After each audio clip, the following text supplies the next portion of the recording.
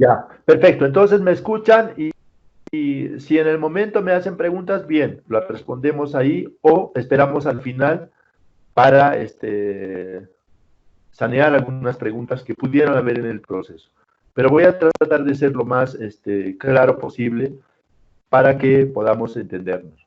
En realidad, lo que estamos queriendo ahora es un poco explicar que para entender, para leer una imagen, como decía la doctora Cecil Michaud en el video que habíamos visto en la primera clase, ¿no?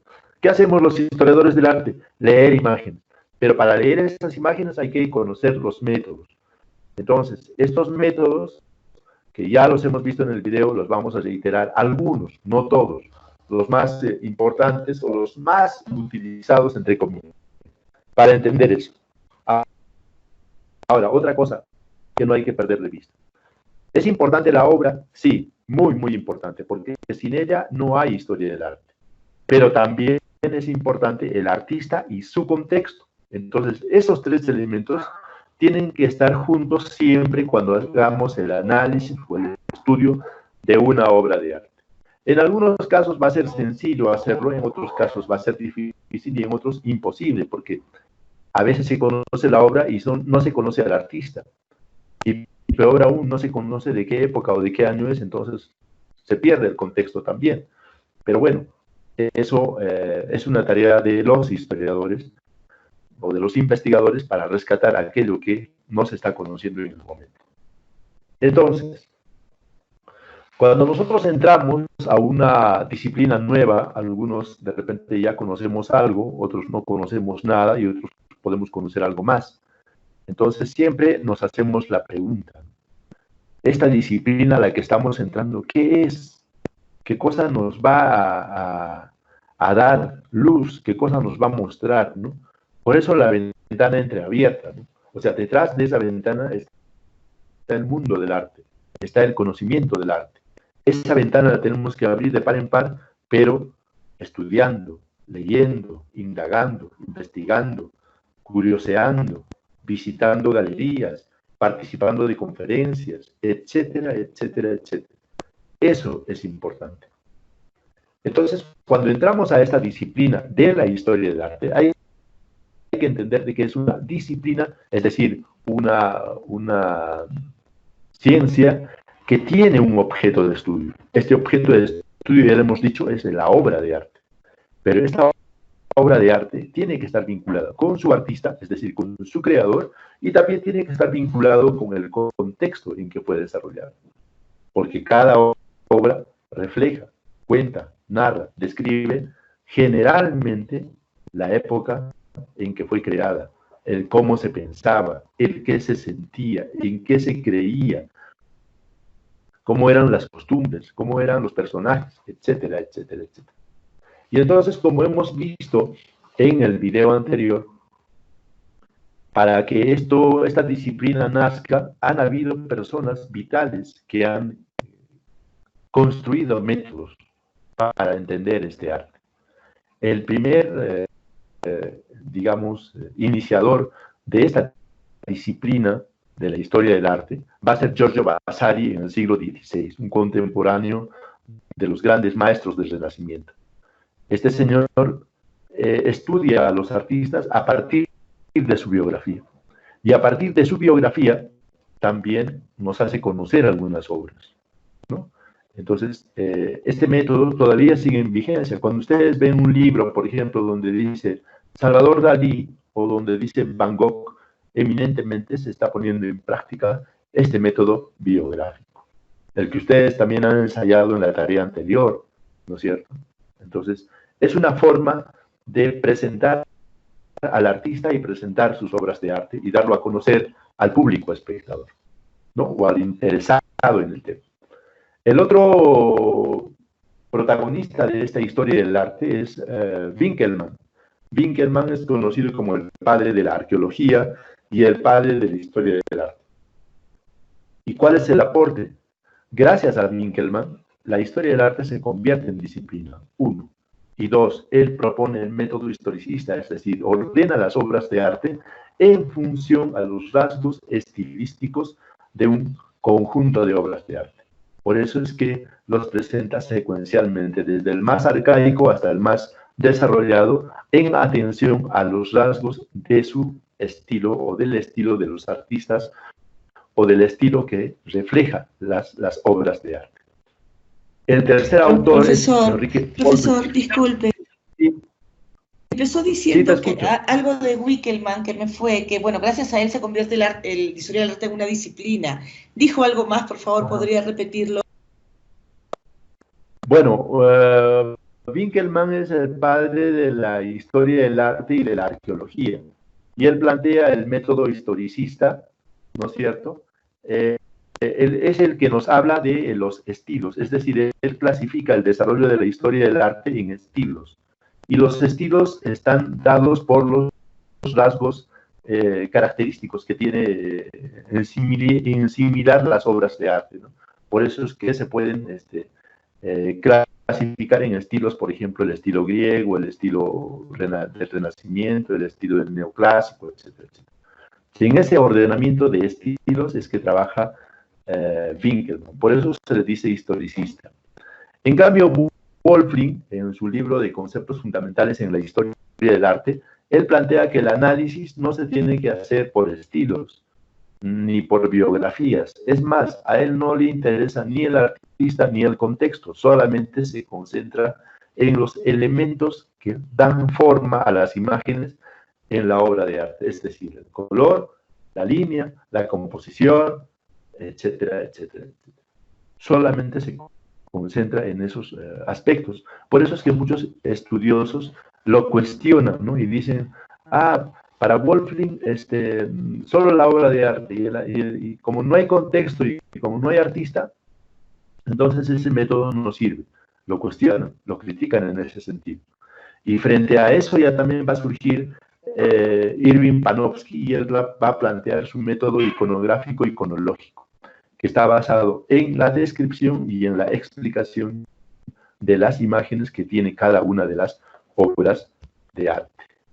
Ahora, cuando nosotros vemos las obras de arte en las distintas sociedades, en las distintas épocas, en las distintas culturas, en los distintos modos de percibir del hombre a través del tiempo y en los espacios diversos y contextos diversos, acá tenemos una frase, un texto de Marcel Duchamp, que digamos es padre del arte contemporáneo, digamos, ¿no? En ese sentido. Y él dice lo siguiente, ¿no? Creo que la pintura muere, la escultura muere, después se le llama historia del arte. La historia del arte es lo que queda de una época en un museo, pero en el fondo no es obligatoriamente lo mejor que había en esa época, y en el fondo se trata solo de la expresión de la mediocridad de la época. La obra maestra es finalmente declarada como tal por el espectador. Yo no creo que en absoluto en la verdad ni en el juicio real. El lumbre no me interesa debido a esta duda que tengo sobre el valor de los juicios, que ha decidido que todos esos cuadros deben estar ahí en lugar de otros, ¿no? Entonces acá Duchamp nos hace entender de que no todas las obras que están en los museos son las mejores obras de su época o de su contexto. Quizá haya habido artistas de mejor calidad, más impactantes, u otros estilos, pero como se han perdido en el tiempo, como nadie los ha estudiado, entonces no están allí. Entonces hay que tener cuidado por las cosas que están en el museo, siempre tener ese especial énfasis. Otra cosa también que hay que tener en cuenta es de que la historia del arte es la historia de la expresión de la humanidad, desde los albores hasta la actualidad, ¿no? Entonces es todo un viaje en el tiempo, pero no solo en el tiempo, sino también en las culturas diversas y en las sociedades diversas. Entonces, son distintas las miradas que se tienen frente a las manifestaciones estéticas o a las manifestaciones artísticas. Y entonces, para leer una obra de arte requiere un método, es decir, un conjunto de pasos. ¿Cómo llego de Cusco a Sicuani? ¿Qué tengo que hacer primero? ¿A dónde voy primero? ¿No es cierto? ¿Y a dónde voy después? ¿Y a dónde voy después? Igual, cuando uno va a la cocina y quiere prepararse un plato X, tiene que primero tener un conjunto de insumos. Después hará unos procedimientos para después finalmente llegar al plato que está deseando prepararse. Entonces, igual, esos pasos, esos procedimientos, esos procesos son el método. Y en el arte, en la historia del arte, hay métodos para leer esas imágenes. Entonces, el hecho de leer nos lleva a estos métodos que ustedes ya los han oído en el video, pero un poco los vamos a reiterar. El método biográfico ya lo conocemos de Giorgio Vasari, viene del siglo XVI, donde enfatiza el conocimiento de la obra de arte a partir de la biografía del artista. Winkelmann, que es del neoclásico, siglo XVIII, que es padre de la historia del arte, ella también clasifica las obras de arte en estilos. ¿Sí? ¿Por qué lo hace? Lo hace así a través de su proceso de observación, ¿no es cierto? Ya que él se dedicaba a coleccionar esculturas griegas antiguas. ¿No? Y es ahí donde nace esa forma de entender el arte. Cuando ustedes ven en los libros el estilo renacentista, el estilo barroco, o sea, cuando el historiador del arte les habla por estilos, está usando el método de Winkelmann. En cambio, el método de Hauser, de Arnold Hauser, el sociológico, él dice que las obras de arte ya también valen por su función, es decir, qué función cumplen en la sociedad. Algunas obras de arte son eminentemente decorativas, ¿no? Son un adorno para nuestras salas, nuestros lugares públicos o algún otro lugar dentro del desenvolvimiento que tenemos en nuestra arquitectura urbana, citadina, quizá.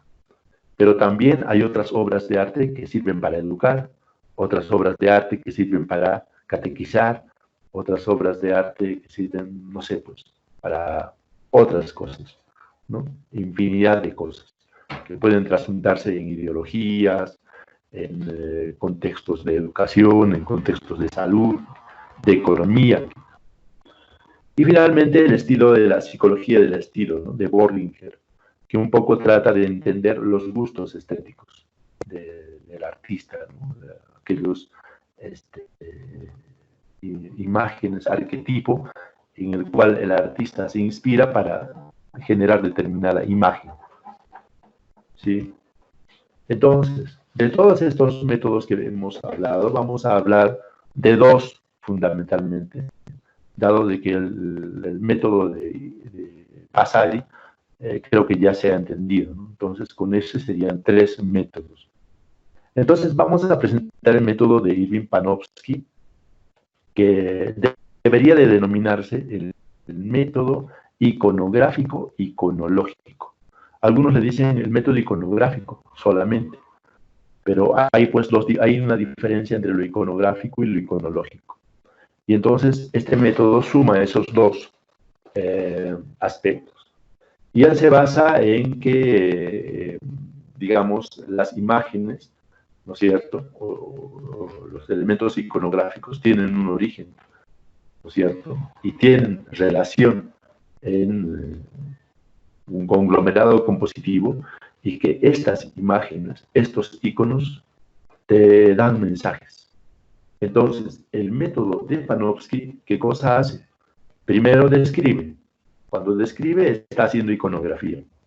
Segundo, explica. Cuando explica, está haciendo iconología. Dicho de otro modo, vamos a pasar a entender esto. Aquí hay tres niveles del método de Panofsky. Me equivoqué al hacer la diapositiva. Repetí, en vez de poner el 3 al final, puse el 1. Bueno, un error por el cansancio será. Pero bueno, tenemos tres pasos en el método de Panofsky. El primer paso es el nivel preiconográfico, es decir, cuando yo menciono solo lo que veo en la obra de arte. Un árbol, una rosa, una mujer, un varón, un anciano, un niño, una montaña, una casa, un jarrón, etcétera, etcétera. Solo describo lo que veo, sin decir de quién es, sin decir nada más. El segundo nivel es el iconográfico.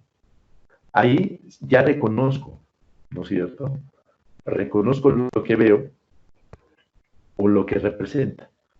En este caso, si en el primer paso preiconográfico dije un varón joven, en el segundo paso puedo decir Cristo.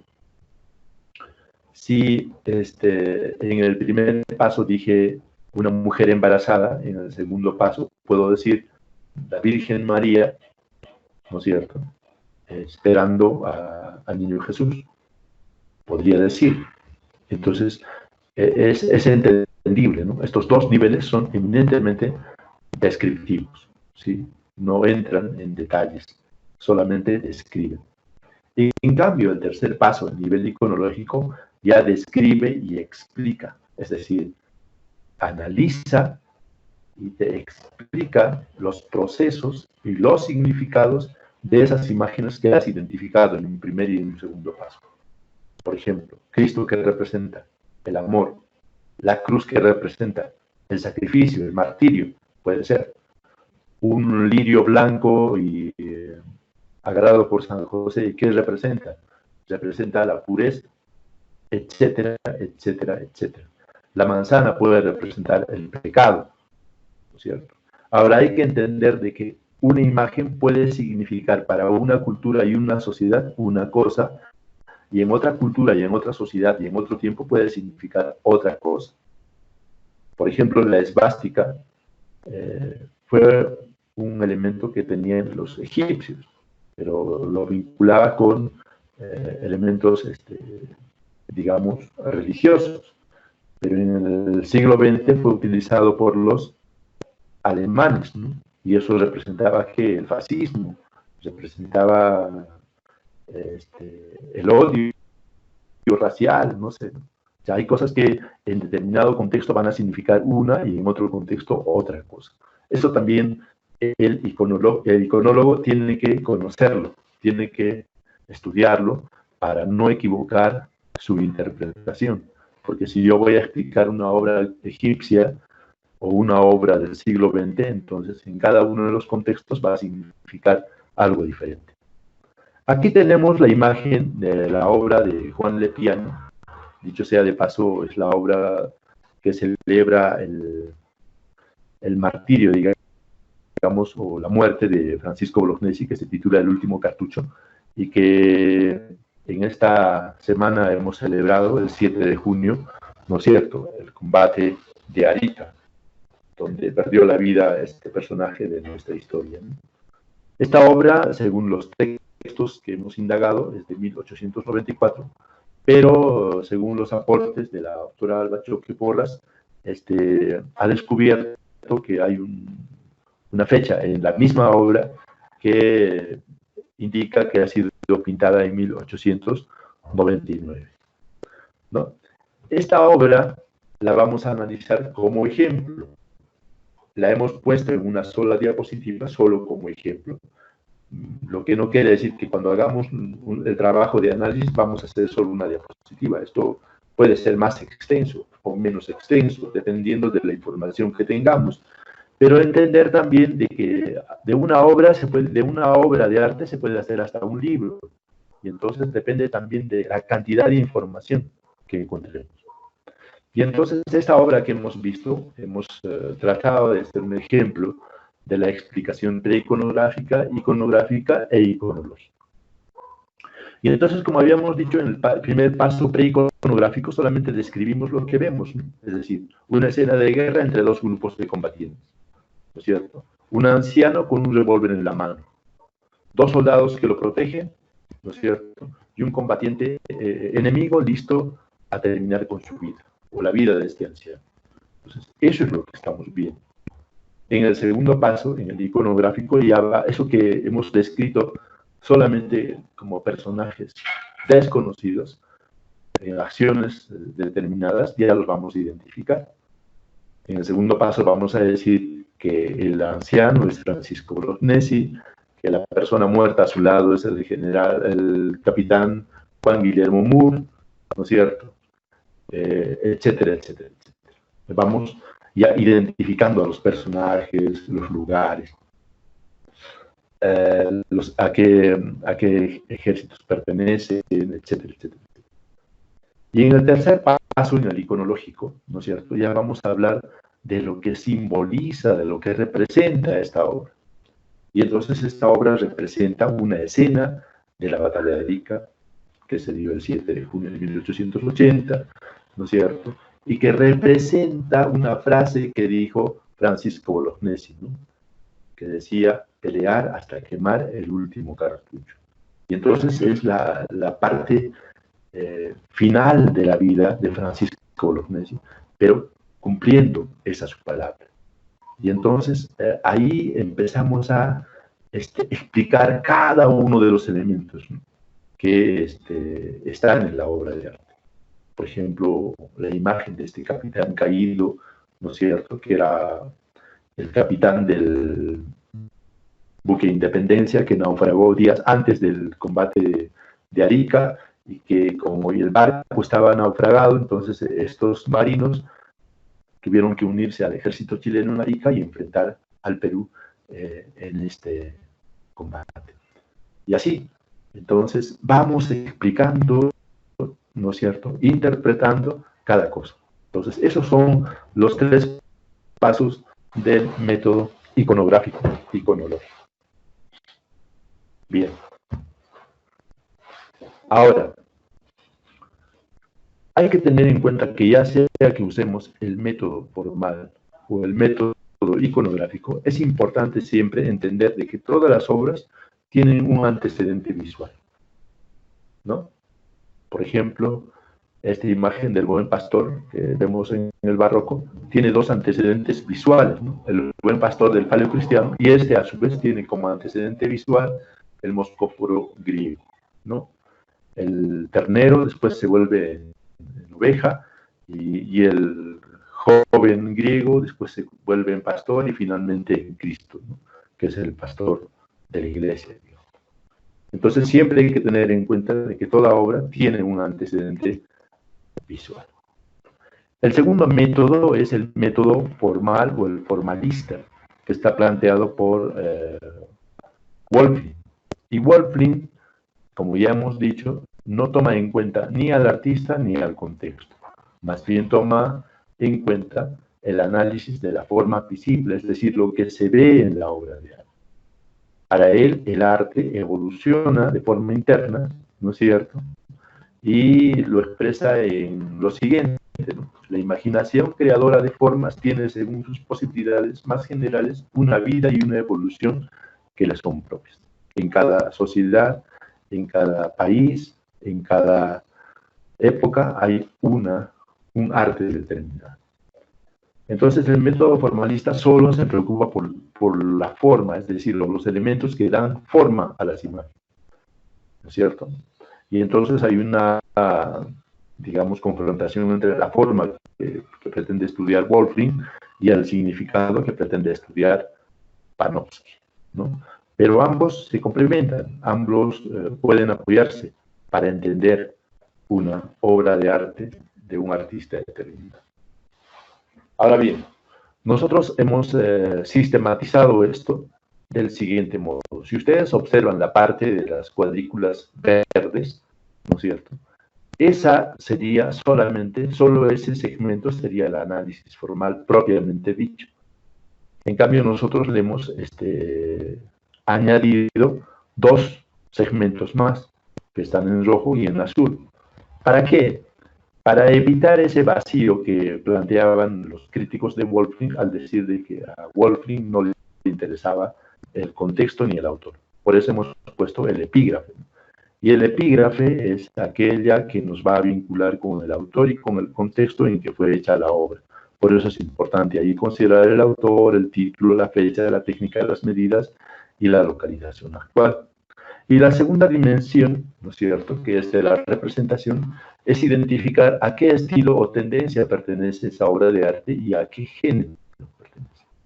Y en el análisis formal propiamente dicho, es decir, en la dimensión de las cualidades plásticas de las obras de arte pictórica, tenemos la forma, el tipo, la composición, el recorrido visual y el color, que lo vamos a ver en las siguientes diapositivas.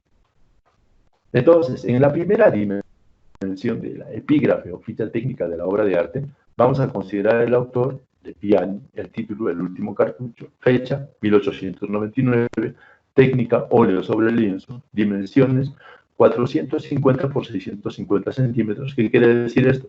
Primero, cuando hablamos de un lienzo, siempre hay que poner primero la altura y segundo el largo.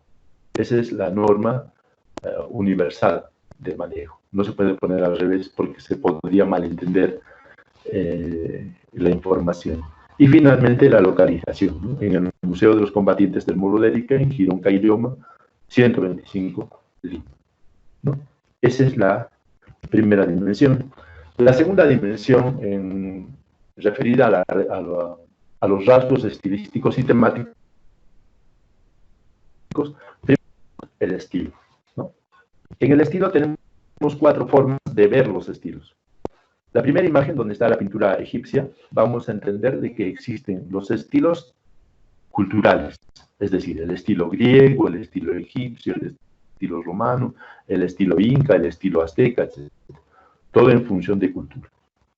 La segunda imagen, donde está la Gioconda, ya también vamos a tener la visión del estilo por épocas, es decir, Renacimiento, Barroco, Rococó, Neoclásico, etc.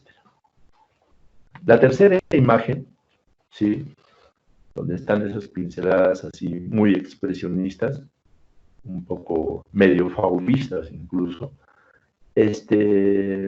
son la clasificación de los estilos por vanguardias, es decir, el estilo cubista, dadaísta, expresionista, impresionista, surrealista, etc. Esa es otra clasificación. Y finalmente también podemos ver el estilo por autores, ¿no? El estilo de Sabogal, el estilo de Picasso, el estilo de Dalí, el estilo de Curasi, el estilo de Peralta, el estilo de Flores, el estilo de Fernández, etc. Para tener en cuenta. Podemos usar cualquiera de esas clasificaciones cuando hagamos el trabajo de análisis de las obras de arte. Y la segunda dimensión es la tendencia. El segundo indicador es la tendencia. Tomando el libro de Páramo, existen 4 tendencias en la historia del arte universal, es decir, desde la época de las cavernas hasta la actualidad existen solo 4 grandes tendencias, que ustedes ya lo conocen, muchas veces los he dicho, pero se los vuelvo a repetir. La primera es la tendencia naturalista, aquella que representa las cosas tal cual como las ve en la realidad.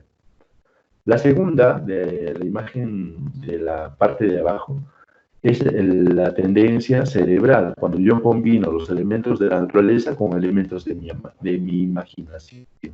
Aquí podría estar el surrealismo, podría estar el cubismo, quizá, ¿no?, hasta el expresionismo. La tercera imagen, esa obra de Goya, de Francisco de Goya, Museo del Fusilamiento. Esta obra es de tendencia retórica. ¿Cuándo una obra es de tendencia retórica? Cuando cuenta, narra un acontecimiento, una historia, una idea, etc. Un dato X. Es de tendencia retórica. Aquí se encuentran los lienzos de grandes dimensiones, como también los grandes murales. Y finalmente la última tendencia es la tendencia abstracta o decorativa. Cuando es abstracta una obra, cuando representa cosas que no existen en la realidad. Aquí podemos unir también al arte geométrico, ¿no? El otro indicador sería también el género, ¿no? Las obras están dadas dentro de un género determinado. El género lo podemos entender como tema, ¿no? Por ejemplo, en la primera imagen a la izquierda superior, el género del desnudo.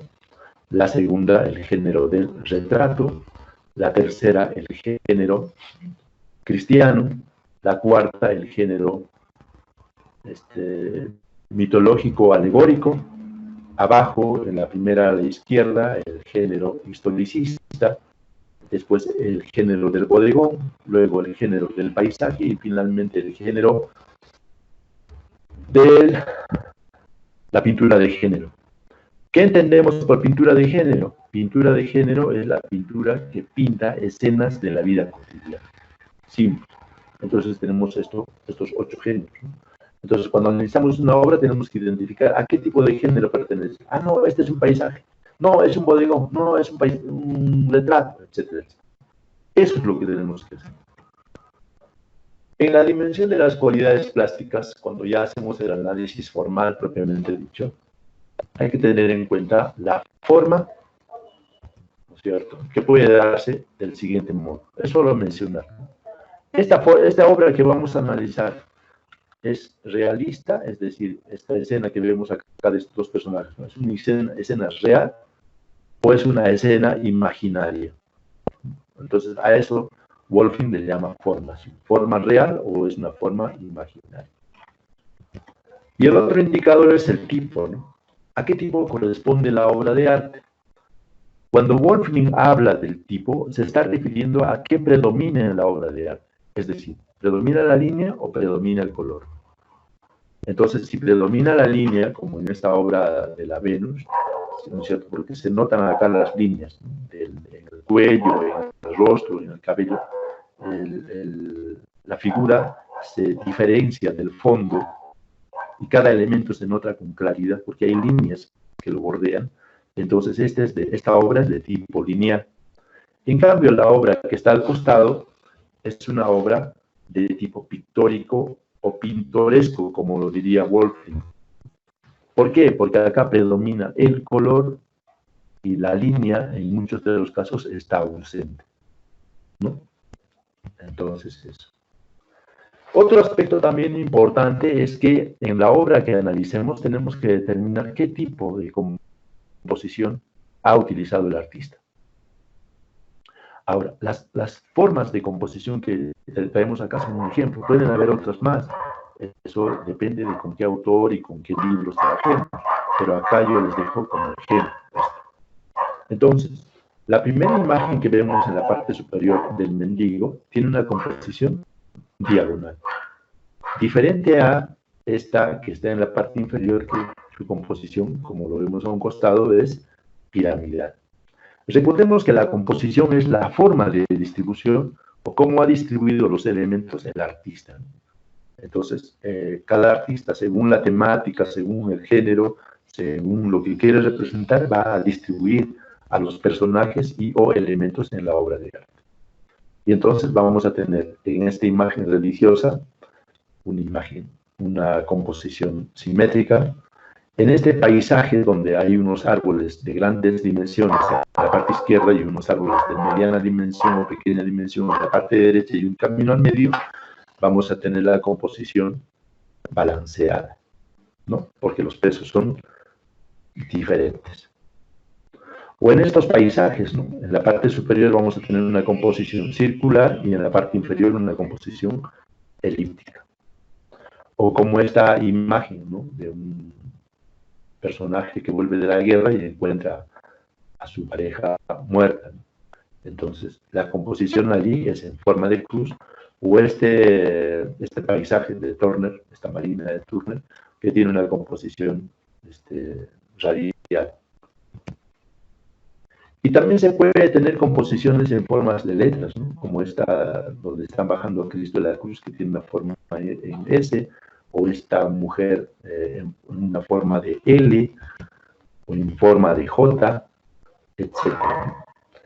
Hay autores que usan composiciones en forma de A, en forma de Z, en forma de C, etcétera, etcétera. Eso ya se va a ver dependiendo de cómo ha distribuido el autor los personajes y o elementos. O esta otra que tenemos acá, que tiene una forma, digamos, triangular horizontal, que se llama la composición en forma de cuña, que puede ir de izquierda a derecha o de derecha a izquierda según las intenciones del artista, ¿no? Otra cosa también que hay que considerar es el recorrido visual.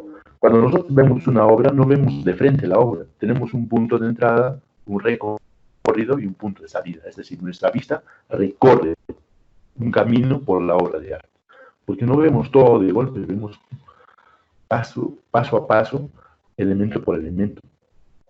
y de repente en el proceso vamos sumando esos elementos hasta salir de la obra de arte. A eso se llama recorrido visual, y ese recorrido visual puede tener distintas formas, ¿no?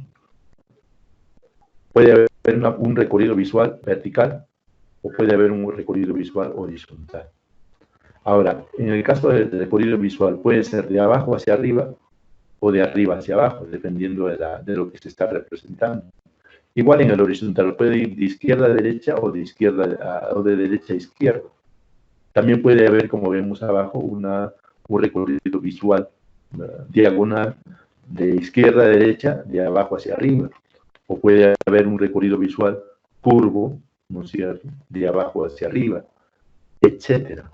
Puede haber una sinfinidad, un sinfín de formas de recorrido visual según la distribución de los elementos de la obra de arte. Otro elemento también importante a considerar es el color. En este caso yo he considerado el color por contrastes, pero también se puede considerar por armonías, eso ya es otra cosa, pero depende también de qué autores, qué libros tomemos en cuenta.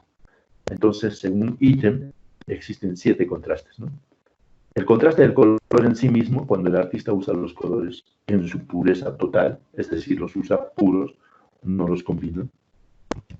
O el contraste claro-oscuro, cuando para iluminar u obscurecer un color, lo combino según sea con el blanco o con el negro.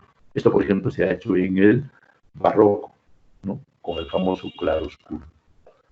El otro contraste es cuando en la obra existen colores que se complementan, ¿no? Por ejemplo, los cálidos y los fríos, ¿no? En esta obra hay ese tipo de contrastes, ¿no? La obra del concierto de Los Ángeles y Navidad. También podemos tener el contraste por complementarios, ¿no?, cuando se usan los colores complementarios en la obra de arte, por ejemplo, el rojo y el verde aquí, ¿no? Entonces se denota fácilmente. Observando la obra podemos saber qué tipo de contraste ha utilizado en su mayoría el artista. O puede ser el contraste simultáneo, cuando el artista ha puesto un color X en la obra y nuestra retina pone el otro color complementario, pero ya ese color complementario no está en la obra, sino está en nuestra retina. Y entonces es como cuando la vista balancea el contraste, ¿no? El otro contraste es el cualitativo, ¿no?, cuando hay una intensidad del pigmento, ¿no? Cuando hay mayor o menor pigmento, se crean distintas intensidades de saturación del color. A eso se llama contraste cualitativo, ¿no?, como se ve en la obra de Paul Klee. También tenemos el contraste cuantitativo, ¿no?, cuando se usa un color en mayor cantidad en todo el trayecto de la obra de arte. Por ejemplo, acá hay un predominio del verde sobre el rojo. Entonces, por esa determinación podemos decir que esta obra está facturada en un contraste cuantitativo, ¿no? Entonces, aquí hemos llegado un poco a entender esto, ¿no?, para que podamos trabajarlo de mejor manera. Hemos trabajado con los aportes de la doctora Alba Choque Porras y también con algunos insumos que nosotros hemos establecido en un trabajo de investigación personal, ¿no? Entonces, quisiera alguna opinión, alguna pregunta, no sé, lo que ustedes puedan plantear, si es que hay algo que no está claro o todo ha estado claro. Se escucho, se me han dormido.